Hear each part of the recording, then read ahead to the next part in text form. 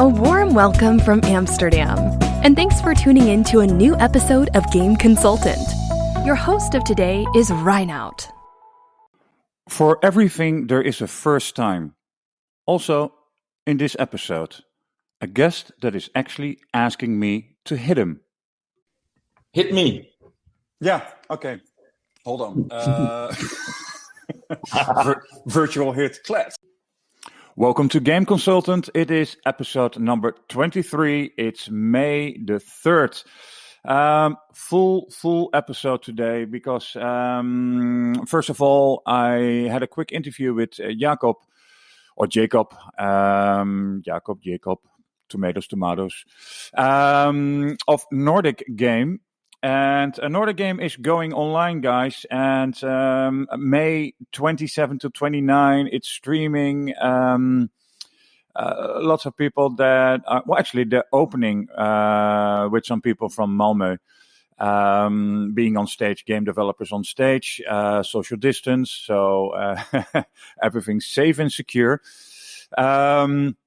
So right after this, I have Jacob, who's explaining why you should actually buy the ticket. It's 99 euros, extremely cheap, I would say. They have the full package, and then there is a Nordic the end of the year. But hey, let's focus on May 27th to 29th, and link is in my blog or description, so you can click on it, register, and be part of this nice community called the Nordic Game. Obviously, we're going to talk to Kate Edwards because she's the special guest of today.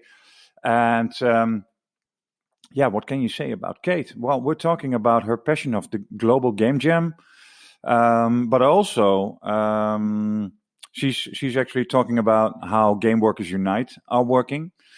Some concerns she has about how people management actually are dealing with certain situations that make their co-workers feel unhappy. So, really a fun interview.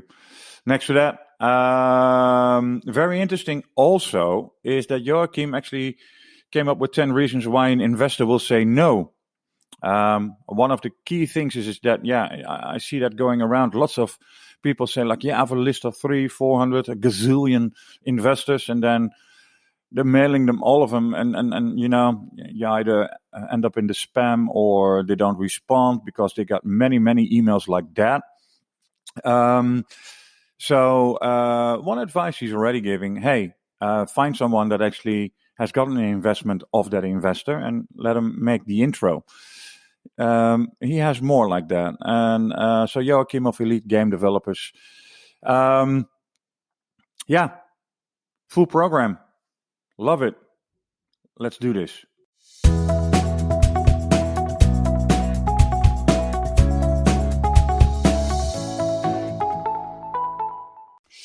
So, as for today, I actually I wanted to inform you guys about Nordic Game. Nordic Game is an event where I go on a regular basis. It's a fun event. It's cozy. It's actually also very worthwhile.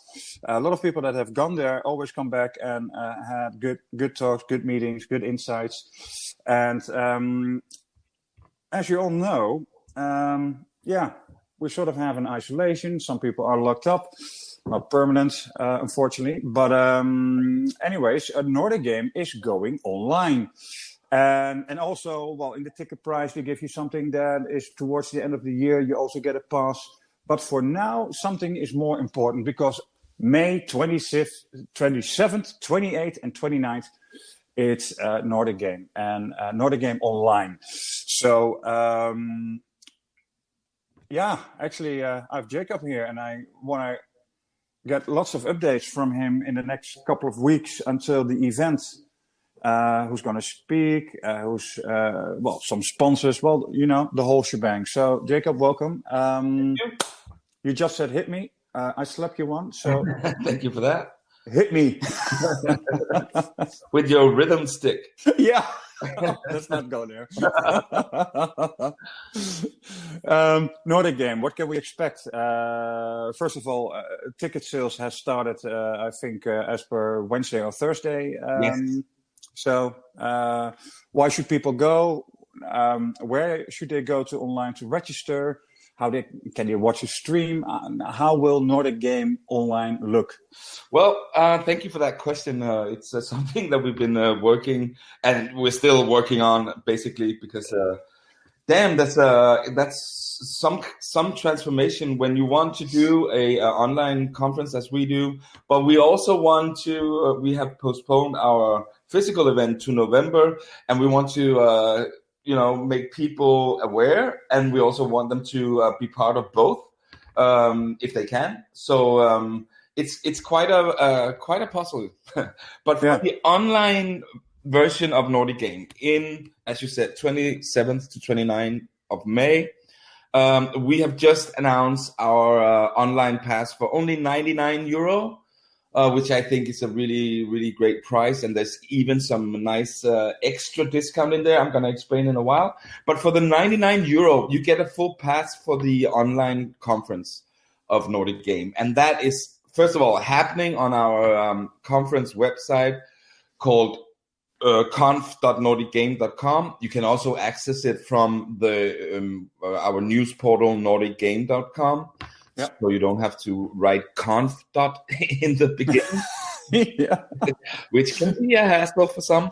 And our activities, the conference will be starting there. Point of departure. That is where you buy your ticket, and that is where we will post all the stuff that we are going to create, and that will be happening through the 3 days. It is basically 3 cornerstones, just as our tagline, I don't know if you know, but it is knowledge, emotion, business. Just like those 3 words, we've tried to create 3 pillars of our online show. So for the knowledge part, we're going to do a full 3-day live stream speaker program. It is going to happen live on stage for some of the speakers that are living in Malmo, because we will build a studio/stage in Malmo. So where we will have our production team, and we will film as many of the talks as possible. I will be there to host the whole thing and to do Q&As with between the audience and the speakers. So I'm really thrilled. It's both terrifying, but it's also really fun because it makes us that we can do talks in a wide variety of formats, you can say so. So we will start our opening keynote on Wednesday, 27th. Will actually be panel live on stage in Malmo, consisting of lead developers from some of the bigger and smaller that as well studios from Malmo. Like it's being led by Michael Howe, who's a lead designer in Massive. Yeah, and they will sit in a panel, obviously with the required distance between them. We are going to create a widescreen panel with 2 meters apart from each other. But they will discuss how they look at their jobs of being a lead designer, what they could have learned, or what they have learned and brought into their current games they're working on, but with a main focus on retro gaming and which games that really got them started to think as a lead designer. So I think that's quite a good start to the speaker program, because it will show a great variety of the studios based in Malmo, which are really cool. There's so much going on in that city. I'm from Copenhagen, but the physical Nordic Game is always in Malmo. It's a lovely city. Hold on. That's really cool, because you actually have people from Malmo happen to be also the vendor that actually come to the location will take the 1.5 meters distance. Yes. And actually kick it off. That's a nice angle to an online event. Yeah, I think so. Because I have big respect for all the online conferences I've been attending so far, and all of us, we need to go from physical to online to be able to carry out our events.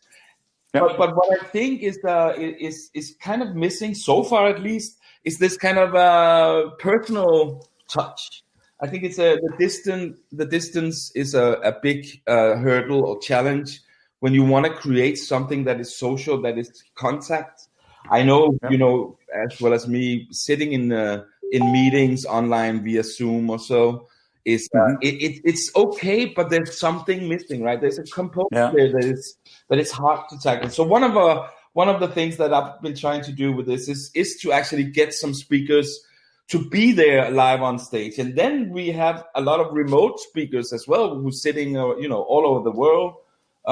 Mainly from Europe, though, so we don't clinch with the time differences and so on. But we have a couple of US speakers too, and they will then appear on the screen at the live studio with me there as host, and maybe also another person that can then interact on the big screen there, being filmed on a live stream.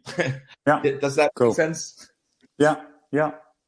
Hey, and to see all of this, I shared yesterday something, and someone said like, "Oh, there's so many options and choices, and there's to scroll," and we talked about it, and we said, always a space for improvement. Yeah.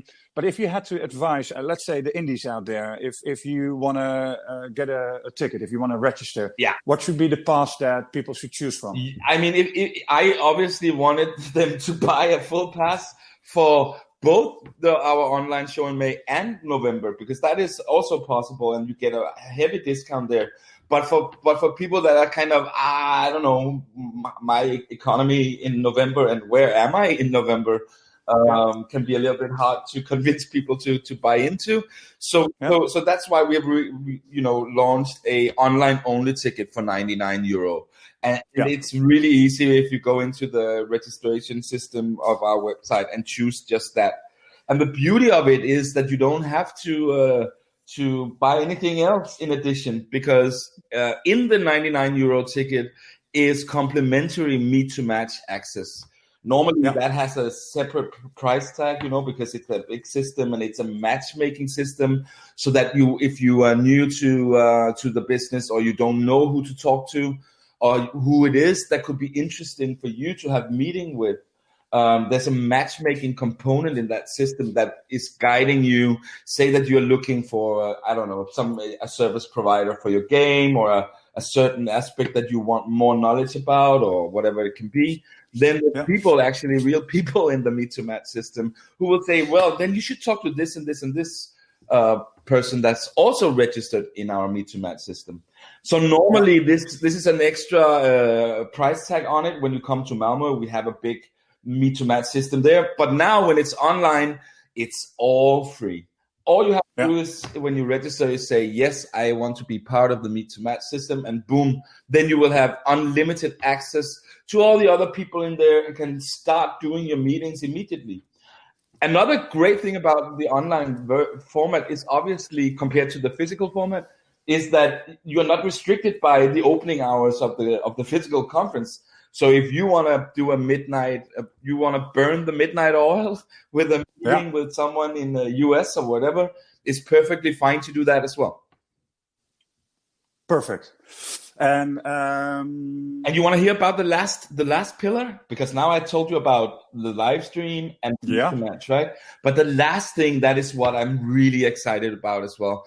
It's it goes with the tagline of ours, which is emotion. And emotion means a lot of things, but in this context, it's about what kind of social activities can you expect. I mean, normally at a physical Nordic game, we have a lot of stuff that is supposed to get people better together, to meet each other, to meet new friends, to meet new business contacts. So we create a lot of social activities. And for this online version, we are trying to do just that, by creating a server on Discord, a dedicated NG20 server.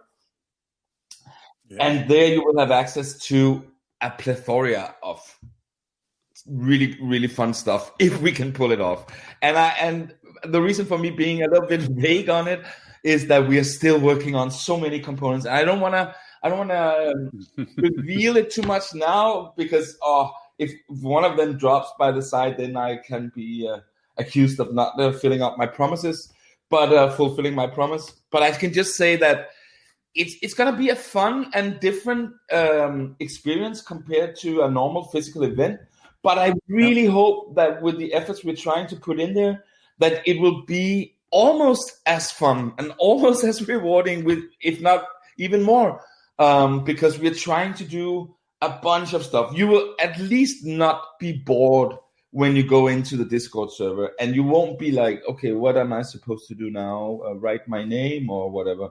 No, it's gonna be much more than that. You're going to be able to enjoy some happenings, some concerts. There will be competitions in there. There will be specific rooms where you can meet the speakers after they've done the live stream. You can go there and meet the speakers to talk even more about them, or with them about the topics, and a list of good stuff in there. So all of that for €99. What is not to like, right? Yeah, I agree. I love it. This is for the Sunday. So people who are listening now hear it in the Sunday episode. So on Wednesday, I'm going to contact you again and see if there are any updates, and we keep that going until May the 27th, because everyone should actually be online during Nordic Game. That's so awesome that you're doing that, Renaud. I would love to come back and tell more. Cool. So I guess you all know what you should do if you love gaming and you like to be part of Nordic. Go register. Link is in the bio. Otherwise, just go to nordicgame.com. Next is the item of Joachim. As said, he has some very good tips about how to approach an investor. Joachim.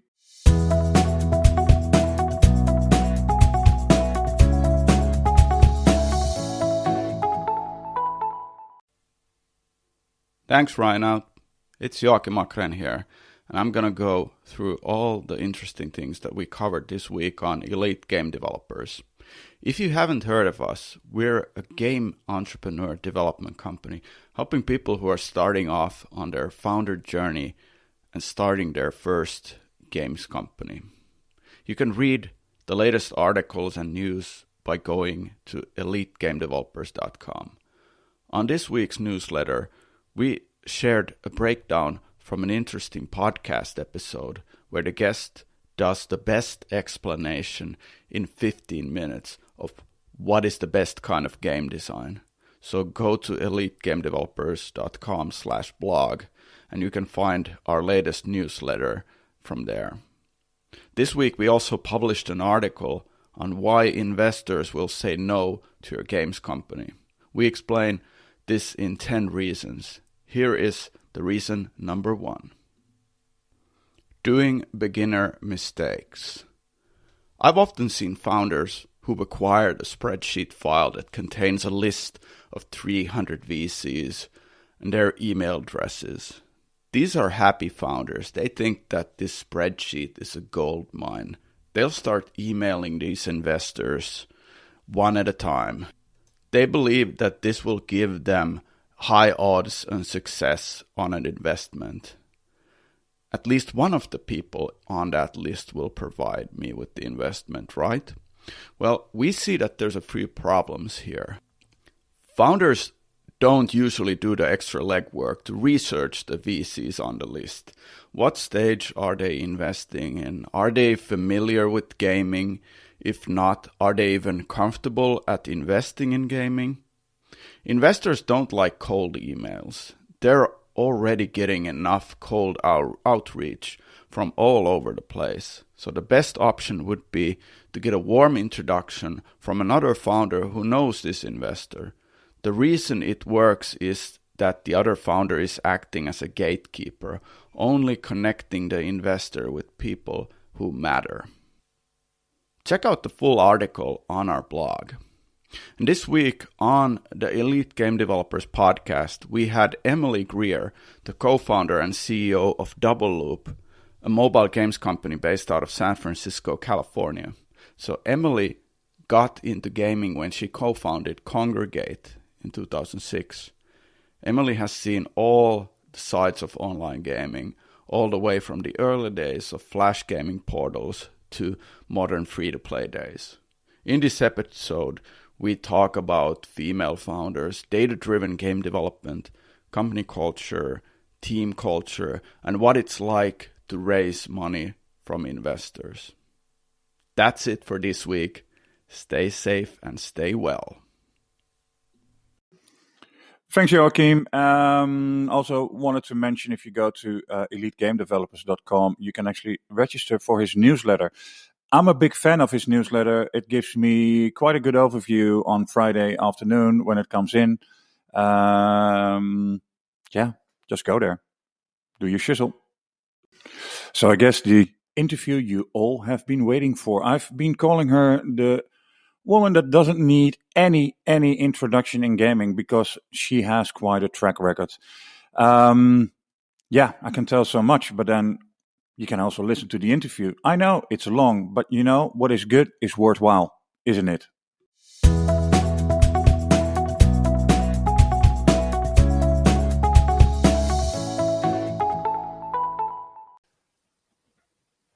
So today I'm talking to Kate Edwards, and I just discussed with her how I would announce her. Well, first of all, we agreed executive director of the Global Game Jam. But she's so much more. So if I would actually walk in the street and I walk directly into you, Kate, and I would say, hey, Kate, what are you doing? Well, first of all, thank you for having me. And second of all, I guess what I would tell people is, I wear many hats on any given day. I mean, being the executive director of the Global Game Jam, which is a great privilege, and I love doing it. Also, being a geographer and a consultant at my company, Geography, to help people with culturalization issues in games and other content. And I do a lot of public speaking at events around the world. I'm involved on different boards, like the board of Take This, that deals with mental health in the game industry, and several other initiatives. So it's busy, but I love everything I'm doing. Yeah, cool.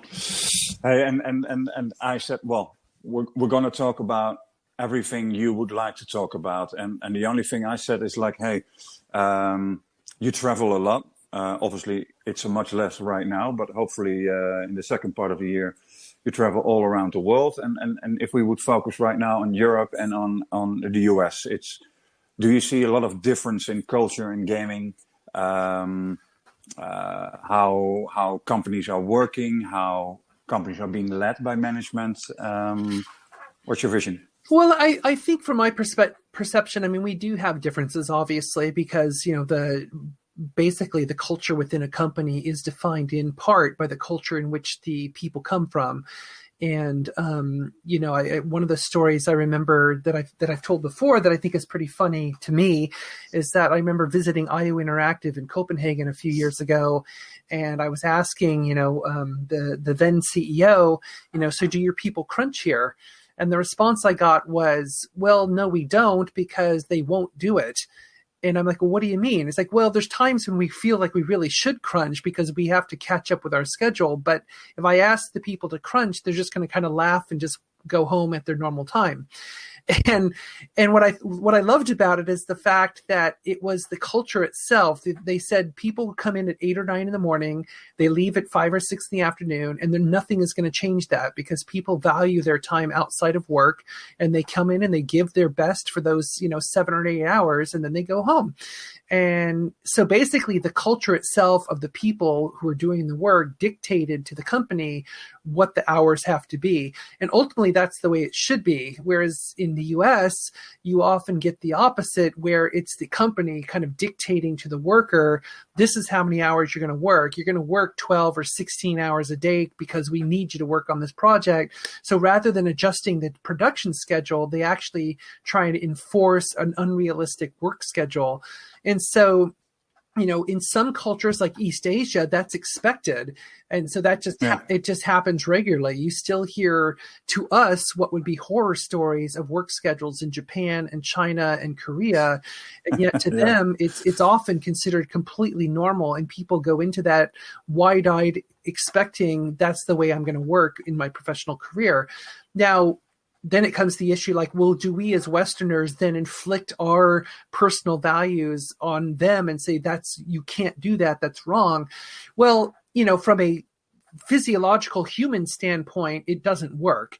There's been great studies that show that physiologically human beings, they don't last very long. They last about 2 weeks under those conditions of working like 12 or 16-hour days.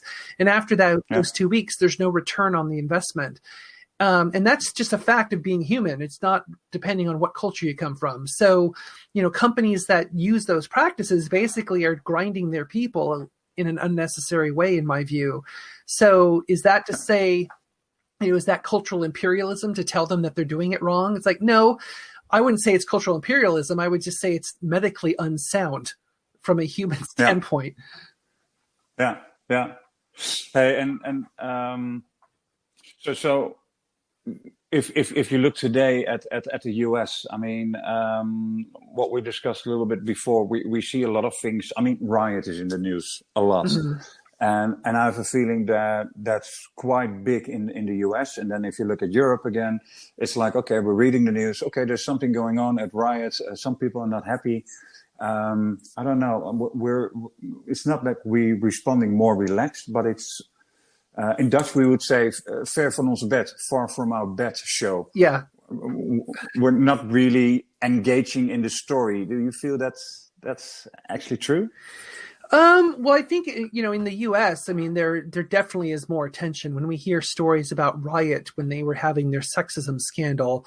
And when we hear reports of other companies that mistreat their people, or when Telltale folded all of a sudden and left all of the people high and dry without severance, because labor laws in the United States generally are terrible compared to Europe, which is actually one of those strong cultural differences where, the labor laws in the United States really need to be improved significantly. Compared to Europe, where, some people will say, well, the work schedule in Europe is basically because the labor laws are so strong. I think, well, there's truth to that. Absolutely. But it's also because the people who do the work also have accepted the fact that that's the way it is. And the companies have to accept that too.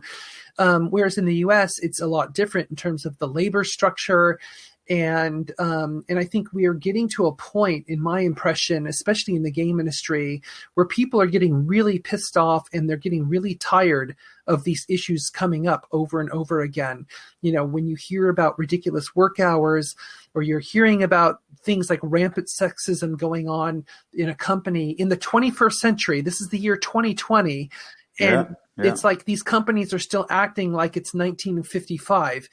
And, it's to me, it's like, well, that, obviously there's a certain learning curve that company still needs to go through to basically become more enlightened about how you're supposed to treat your employees. But more importantly, it's about setting the culture of the company. And, that culture is set from the top. Ultimately, it's like the leadership of the company determines the culture of that company.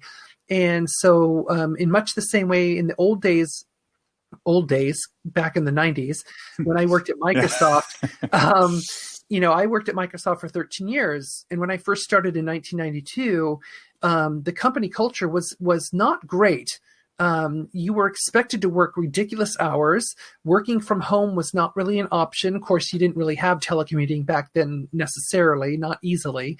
If you left early, then that was very much frowned upon. So like for myself, for example, I would wake up really early and, my ex would take my daughter, they take our daughter to school, and then I would leave Microsoft like at 2 or 3 in the afternoon to go pick her up, and I'd go home, and then in the evening I would spend another 3 or 4 hours working. And that was very much frowned upon. That was just like, that's not unacceptable because you're not here. Now, of course, that's changed dramatically over the years. Microsoft now has a great work-life balance from what I hear from a lot of my colleagues who are still there. It's far better today than it was back then. But my point is that at that time, back in the 90s, a lot of that tone was being set by Bill Gates and Steve Ballmer and the executive leadership, who basically, they were younger, they were grinding the company, Microsoft was still back at that time extremely successful, and they're still successful. But I get your point. Yeah. So. And that was a problem. Basically we had a certain level of toxicity coming from leadership, and that kind of bled down into the company structure at the time. Well, take it. It's sort of a metaphor. So Bill Gates, 1990, Bill Gates, 2020. I mean, now he's spending all his money in his fund right now for COVID-19, and in the meantime, Microsoft is an okayish place to work. So would you reckon that we take from now, let's say from 2020, it takes 20 years before we have normal, let's say, work hours, people accepted in what kind of gender they are and what kind of religion, race, these kind of things? It's going to take 20 years? I sure hope not. But then again, I tend, because I deal with culture and geopolitics for a living, I tend to be quite a cynic about human behavior. So I always want to think the best of people. But then again, I look across the centuries of human history, and generally my conclusion is that we really are not very good at learning from our own mistakes. We really are bad at that. But even with the current pandemic we're in, we have had pandemics before on this planet, and we still haven't learned about being prepared for them. But yeah, I hope that we will learn sooner. That we'll get through this faster than 20 years from now. I do think. How can we? Well, I think.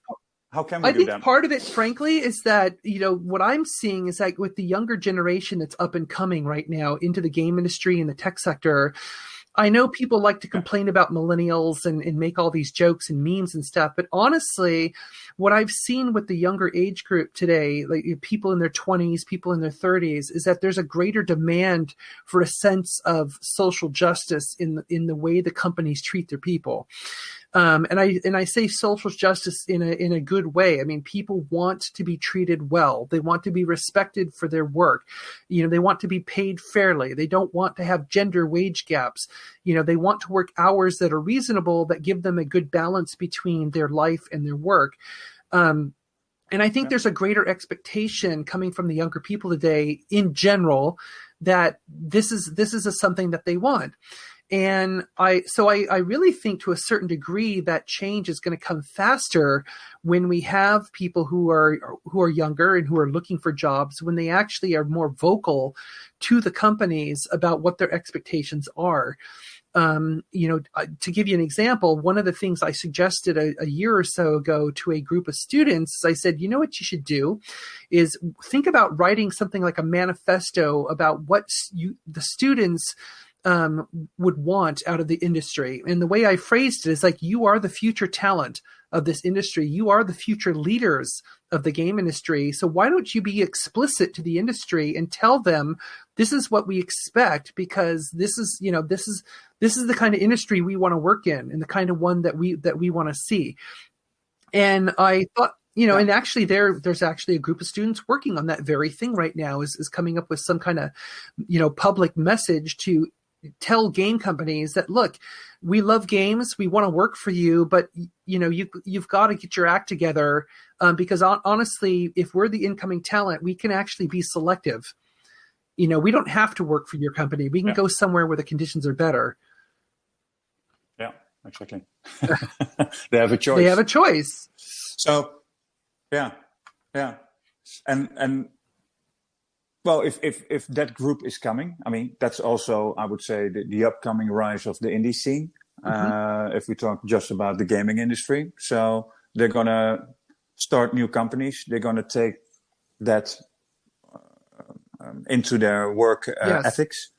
Then hopefully we can actually manage that in less than 20, so let's say 10 Yeah, years. well, I think it's entirely plausible because one of the things I've seen, which I think is a really good trend, is like you mentioned about indies. I see a lot of these younger folks who they get their degrees in school and maybe they work a few years at a company and then they decide to branch out and create their own indie company, and they do live their values. I mean, I know a lot of these smaller indie companies where we're like, we do not crunch. We adjust our schedule for everybody and make sure that everyone has a good work-life balance and all these things.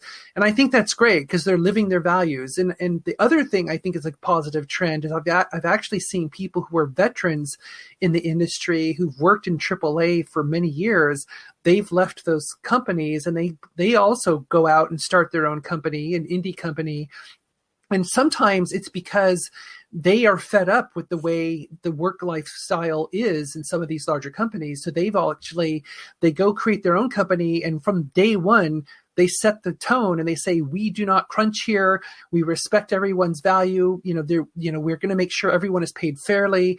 And I think that's what it takes. It takes that kind of leadership for people to go out and do that and to basically show others through example that you can actually do it. Yeah. It's a nice bridge you're actually making. I'm reading in January 2020, we had 934 locations in 118 countries, creating 9,601 games in one weekend. Yes. Definitely want to know what's the last one. But very, very precise. That's your thingy, yeah? Yes. The Global Yes. Game Jam. I mean, talk about it. Yes. Anything you want to say? Well, the Global Game Jam is awesome because to me, it represents some of the best aspects of the game, of the whole game ecosystem. I want to say game industry, but just as a little side note, when people say industry, I think we often forget the fact that industry means people. There is no mystical black box where games get created. There is no big machine. It's just people who are very creative and very talented who work together to make these things happen. So I know a lot of people who get angry at the quote industry, but they shouldn't be. It's people. It's the people around them, and it's the people we work with. And so that's one of the things I love about the Global Game Jam is that it is this massive celebration of game creation that happens truly on a global scale. Now, the organization was started by Susan Gold and Gorm Lai and Fouad Kosmoud way back when. 2008 was the very first jam when it was very small. And then, of course, this year with the stats that you just read in 2020, it was again the largest jam we've ever held. So every year it's broken records. Yeah. And it's pretty amazing the fact that we have, almost 50,000 people in 118 countries making games in one weekend. And it's this huge coordinated effort. And they're all making games around a theme that we announce on that Friday before the weekend starts. And it's such a fascinating thing for me, not only as someone who works in the game industry, but also as a geographer and someone who focuses on culture, just to see the amazing interpretation of our theme, like this year, thinking about our theme that we had, or like last year, the theme about home, what does it mean to be home? And how is that concept translated from one culture to another across all these different sites that are making games? And it's utterly fascinating. And so what I love about the Global Game Jam is that we have, yes, the majority of people involved tend to be students, and a lot of our sites tend to be at schools. But then we also have, I think, at least 25 to 30% of the jammers around the world are also professional. And so they're people who have careers and they're working in games, but they still love the exercise of working on games and, and going through this. And so to me, it's just this pure act of creation under constraint, of course, where you're given a theme. Like I said, this year, the theme was repair. You're given about 48 hours and you're working with a team. You're thrown together and you have to come up with something. And I think it's a really healthy exercise. In fact, I was just speaking to a developer yesterday who said they try and do a game jam every month, whether it's just like a local little thing or they organize it within their own office, because they feel that game jams really stimulate their creative abilities and kind of keep them sharp. Yeah. Yeah, funny. I'm actually looking at one CS:GO garage, but it's funny. It's actually on the globalgamejam.org, and then you can see all kinds of games, which is fun. So it's in 48 hours. You need to know as best as you can. And I mean, yeah. I've had the privilege over the last many years, even when I was running the International Game Developers Association, I often did a keynote lecture at a Game Jam site somewhere in the world. So it's like, this year I was in Haifa in Israel during the Global Game Jam. That was a fantastic experience. And we visited jammers in Tel Aviv and elsewhere. And it was just a very cool experience to see how it's done in different cultures. Yeah. Hey, and then dropping to the IGDA. You've done that for 10 years. Well, no, I did it for 5. So I did. Okay. I was involved with the IGDA for about 10 years, but I was the executive director for 5 years, from 2012 to 2017, and then I left and have not had anything to do with it since. No. Do you? Well, not do you think, but an organization like that. I mean, is it standing close to the industry? Do you think, or is it too far away from daily operations, daily activities of people? Yeah, I mean, it's interesting. I mean, there's a lot I could say that I don't want to go off on a sidetrack about that particular organization. I mean, one thing I would say is that I think, at a fundamental level, I think it is important for game developers to have some kind of community to which they belong. It's very important. And I think one of the strengths that I saw when I was running the IGDA was the local chapters around the world. Now some of those chapters are, some of them drifted away from the IGDA and did other things. But the point is that a lot of developers in different cities around the world, in different locales, had some kind of community they could go to and be a part of. And I really feel strongly that is such an important thing, that every developer should have a community. Like here in Seattle, we've got this fantastic group called Seattle Indies, and they are really the nexus for the indie community in Seattle, and they run great events. And when I've gone to their meetings, which haven't been a lot lately because I'm not here, but it's always super cooperative. It's really collaborative. I really love the tone of the community, and I see that replicated in a lot of places around the world. And so to me, is there a need for a big overarching organization? I think that need is kind of past. I mean, back in the 90s when organizations like that were created, I think there was a need at the time, but now there are so many different options for community. You've got all these different social media sites and Facebook and LinkedIn and Discord channels and Slack channels and all this other stuff. So I think the community now is basically out there and it's connected. Whereas before, that connectivity really wasn't there because that was all, basically a lot of pre-internet stuff. It was basically social media. And so we needed a central site like that. But now I think developers are very good at connecting themselves with each other. But like I said, that being stated, I still think it's important that there are local communities where people can actually meet up face to face when there are no pandemics and collaborate with each other. Yeah.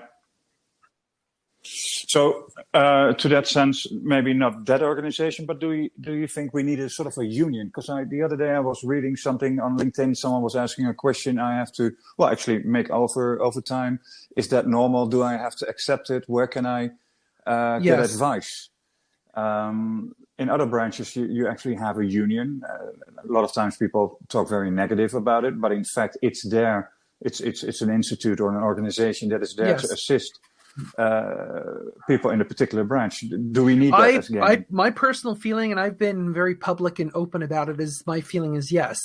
And the reason is because one of the key things I noticed when I ran the IGDA, and since I left 3 years ago, because I still interact with thousands of developers around the world, one of the biggest complaints I hear is this feeling of helplessness and feeling like they have no leverage to react to the way management might be treating them, whether it's work hours or wage issues or something else, or it could be sexism issues that are rampant in their company or something.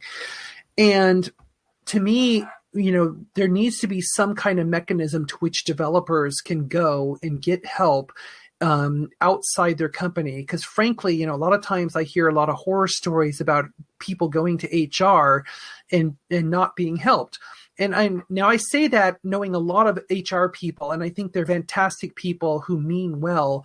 But we also have to remember that for the most part, a lot of HR departments and companies are there to protect the company as well as the employee. So in some ways, sometimes their attention is divided. They want the welfare of the employees to be good because they want that to help the company. But then also, if there's some kind of incident, that department also has to also help protect the company because of the potential legal issues.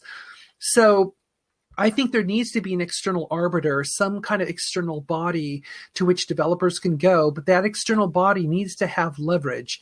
And to me, that word leverage is the key word, because that's really what developers have been seeking. And now, to me, leverage takes many different forms. I mean, for a lot of industries, a union is leverage for the workers. And I think it makes sense in a lot of situations in the game industry to have a union, especially in the United States, where our labor laws are weak. In Europe and in other places where the labor laws might be a lot stronger and might be more pro-worker, you may or may not need a union. I'm not saying it's not a good idea, because obviously there's tons of unions in Europe, despite good labor laws. So I think it depends on the individual locale, because the labor laws do shift from place to place. But other forms of leverage might be necessary too. So I think unions are a good form of leverage that people in the industry need to look at seriously. And I love the work that GameWorkers Unite has been doing for the last 2 years to raise awareness of unions and what that means, and the role of a union, the role of guilds. The other form of leverage I think can also be useful is like a legal defense fund, which is something I've been working on for game developers, which is essentially, having some kind of resource where developers can go and get help and get legal advice for an issue that may have happened in their company, so they can, actually have somewhere to go that specifically is trained to deal with issues in the game industry.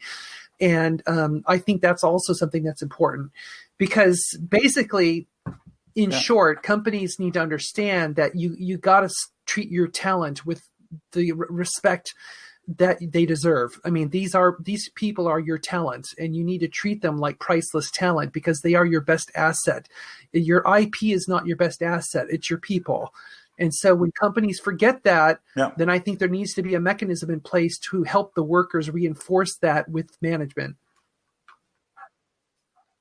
Is that, well, then obviously that comes down to local communities again. It does.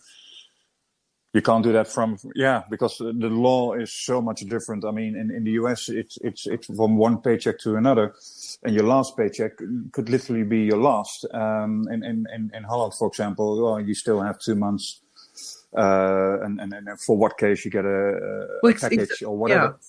Well, exactly, because a lot of people, I mean, especially my friends outside of Europe, they don't know that in the United States, and it's very prevalent in the tech sector, which is not unionized, you have something called at-will employment.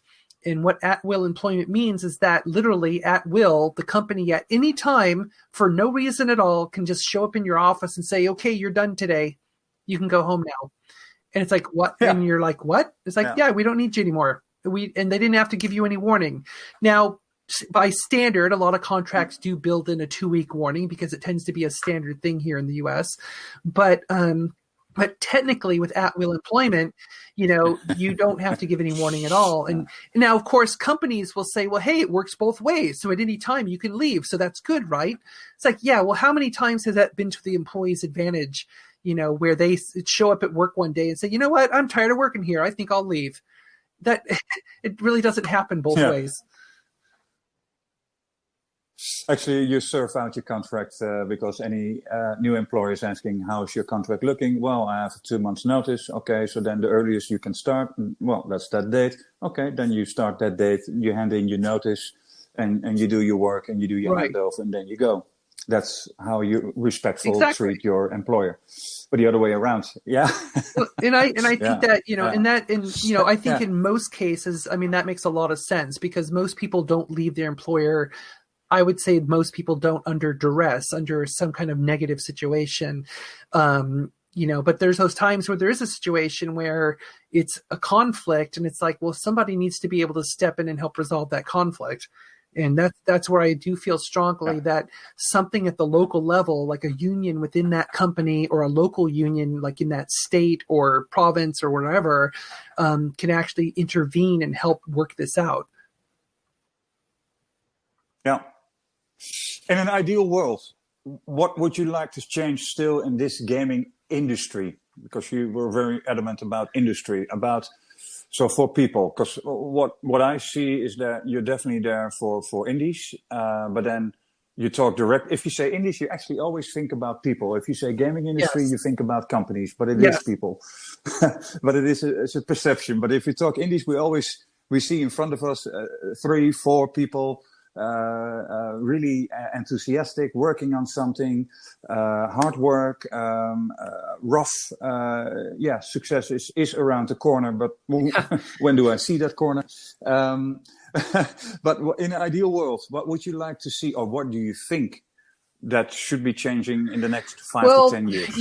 There's two levels to that. I mean, one part that really bugs me about the industry, and I've given lectures on this, is that we still have a problem with public perception.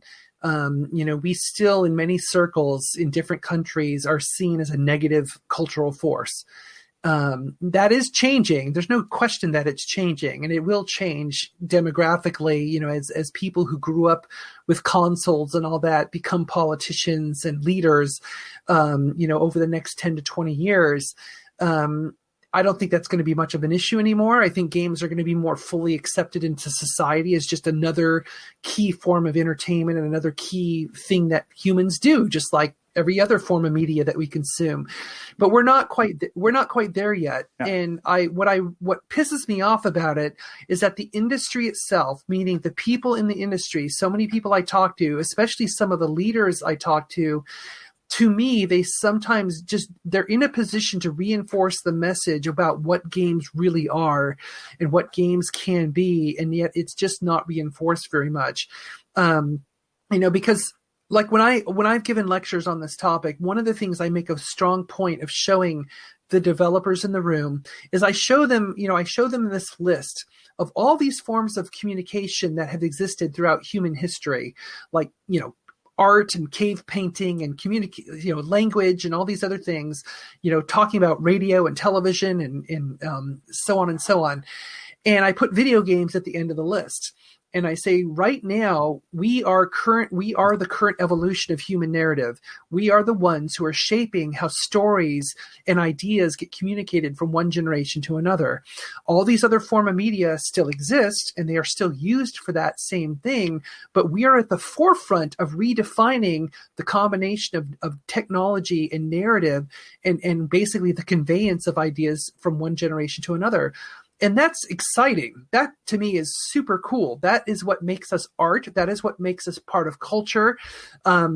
And I get really excited about that. And yet I still meet so many people who it's just a business. Hey, we're shoving out these games. We're making a lot of money. We're optimizing the, ROI and blah, blah, blah, blah. It's like, yeah, that's all nice. But it's like, but to me, you kind of lose sight of what you're actually doing on a daily basis, which is you're essentially really reshaping culture in a big way. And to me, I take that really seriously. That's why I love what I do. And that's why I love being in this industry. And I wish more people would kind of adopt that mindset, because to me, that puts more responsibility on our shoulders as people working in the industry to be a representative. So when I talk about, how we promote games out there into the world and society, I'm not talking about promoting a game. I'm not talking about promoting the next Assassin's Creed or Halo or Call of Duty or any of that. I'm talking about promoting games as a positive cultural force. And I just wish that more developers out there in their daily lives, when they're talking to the public and out there, whatever they're doing, I wish more would take that opportunity to reinforce that, because I think if the public heard that more, and understood better what games are and understood how games are made, I think it would change things a lot faster. I mean, for example, I've often challenged developers, whether they're big studios or small ones, even small indie studios. I'm like, when's the last time you asked a politician to come and visit you and show them what you do and help educate them on how games are made and who the people are who make games and what goes into it and help them understand it? And I've heard countless stories of people who, when they did that, the politician who may have been even anti-game before that, they walk out of that situation saying, wow, I had no idea. This is like a real serious tech job. And these are really cool people who have good jobs and they pay their taxes and I like them. Yeah. No, I agree. We've worked with several governments, and the perception is always, well, definitely in the US, when there is a shooting, it's always down to gaming. But they for example, in Germany, and Finland, they're very close. The governments are really close with the game community. What is striking me, you use the word art. An art of game development, but do you see game development as art? I really do, because to me, art is self-expression. So in any form of media that's out there, whether it's painting or writing or filmmaking or whatever you want to select as a form of medium, all of it comes down to self-expression. And that to me is art. And games have gotten to the point where the tools have been democratized and it's very easy to download, the free version of Unity or Unreal or all these other tools and learn how to make games. Most of the knowledge is up on YouTube or elsewhere. I've met so many people around the world, including in emerging markets all over the place, who are self-taught, and they make amazing games because they just decided that games are the medium that I want to use for self-expression. And so now that we're at that point where games have, to me, achieved the same level of accessibility, for the most part, there's still a technological barrier. If somebody doesn't have a computer, then that is a barrier. But nonetheless, even without a computer, you can still design games. I mean, you can still make board games. You can still design a game that eventually could be taken into a digital form. Yeah. Yeah, funny enough, I was talking to Yvette Wang. She has a really fun job. We talked about social interaction, of the role of algorithms and social interactions. That's actually the topic we were discussing. And then we talked about social identity. That's more from a gamer's perspective, who they are online. It's their own world. And out of that, the question popped up, for example, what Fortnite is doing right now with these live events, with music DJs, the whole thing. Microsoft, the Xbox had to be the entertainment center of the living room. That's what they said years ago. And today you can actually see a game as an entertainment platform. So on one hand you have art, but gaming is actually inviting other forms of art, like music, movies, actually to be part of the platform that they have created. How do you look at that in the future? I think there's a lot of interesting things happening on that front. I mean, one of the things that I think a lot of us realize is that part of the future of our industry is how the intersection of user-generated content intersects with the games that we're creating and the platforms that we're making. We've seen more and more signs. I mean, Fortnite is a good example where, the features that they built into Fortnite allowed a certain level of user-generated content and self-expression that is really engaging. And I think there's a kind of a happy medium that a lot of games are finding, where they kind of, they allow a platform, they allow a narrative or an experience that draws the players in, but then they give the players a certain level of agency that's not just about like running around and solving puzzles or shooting things. It's also a level of agency in the creation space, like, being able to build something like a little house or something that you want that reflects your style or, your design sense. And I think when we open up the door of the creation side a little bit and allow users that flexibility, it's really engaging for people, because ultimately, I mean, I just firmly believe that human beings, one of the things that we are best at is we create. That's what we do. It's one of the things that really sets us apart. I mean, and especially from that self-expression standpoint, we make stuff, we build stuff, we draw stuff, we code stuff.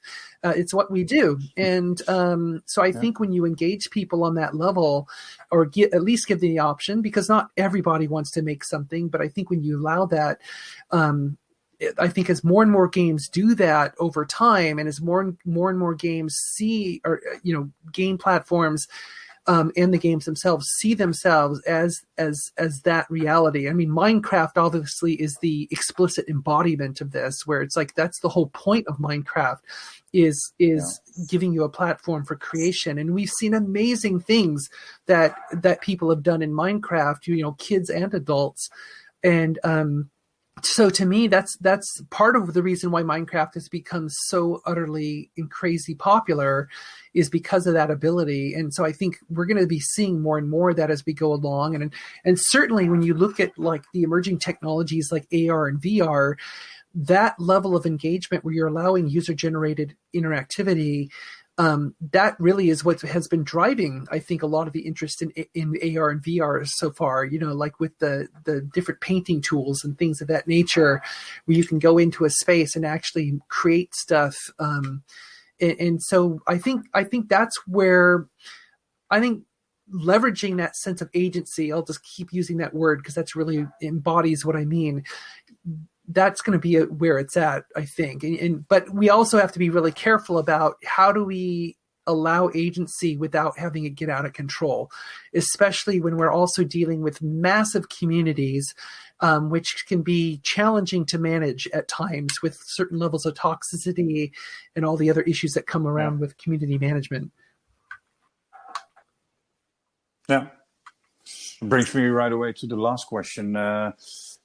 What would be a message for the gaming industry that you want to give them, the people? Well, one you already said, it's how people from management can actually tell more about what they do, how they're doing it. It's a culture, it's art.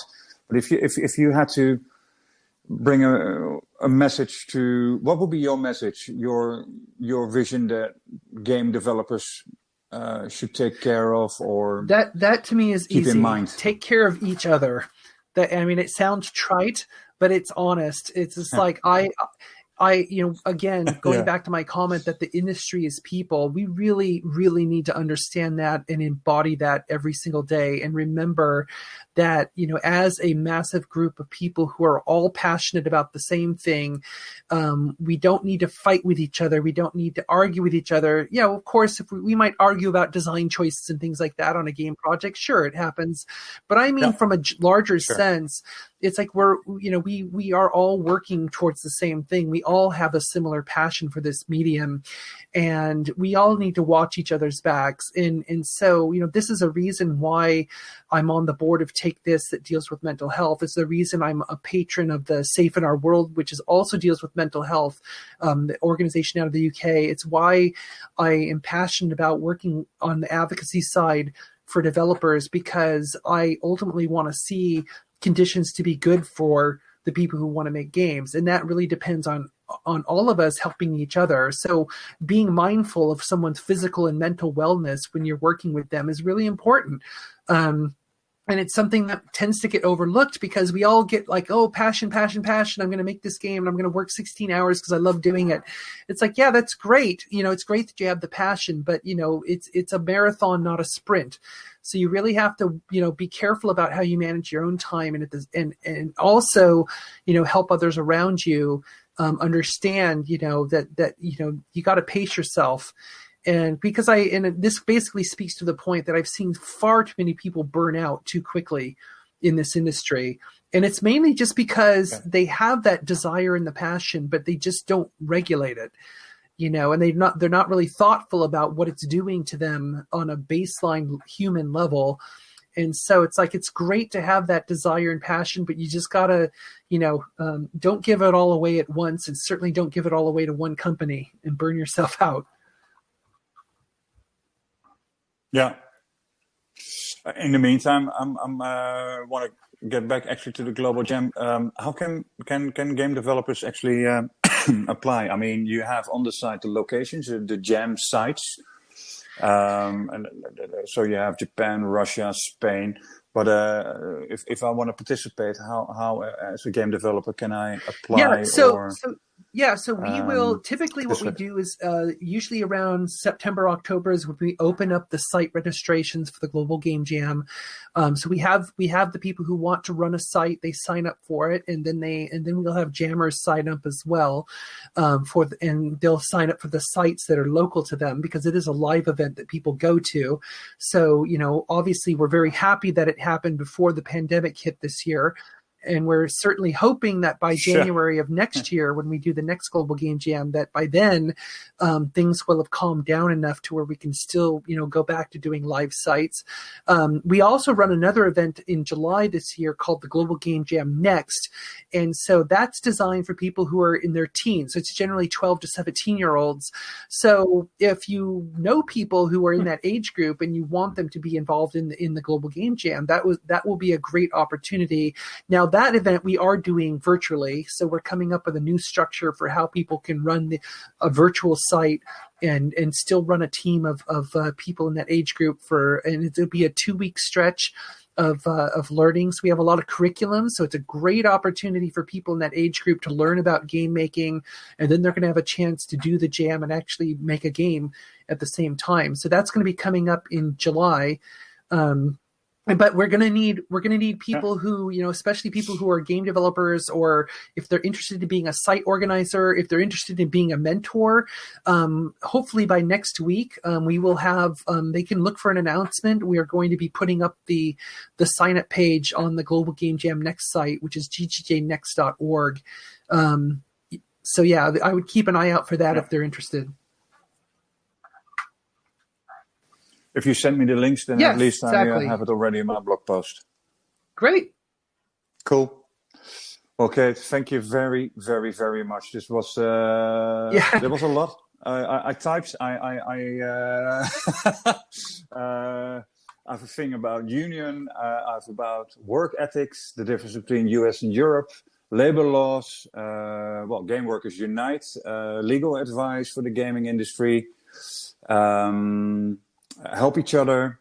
We have the Global Jam, and then definitely the Global Jam. I call it the young age. We covered a lot of ground. I'm going to wish you, Yeah. Well, that's good. That's exactly what I wanted to do. I want to thank you for this, and I'm sure that I might actually contact you in the future again and to get some more updates on the Global Jam. Cool.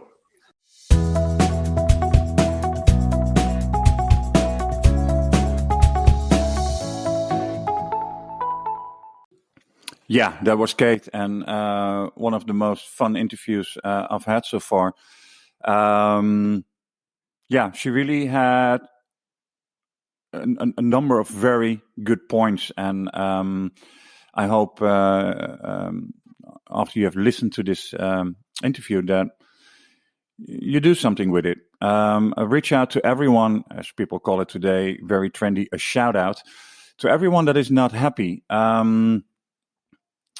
If you see something that is happening in your company that is not good, people are being harassed or not being treated well, there is something that you can do. And it's not always, it doesn't have to be the negative. It can also be positive. You can address it. You can also ask advice. I've put a link of GameWorkers Unite on the blog. You have a voice, and very important what Kate said. The people make the game industry. I'll leave it for that. This was episode 23 of Game Consultant. I want to wish you guys a wonderful week. Back on Wednesday, and ciao for now.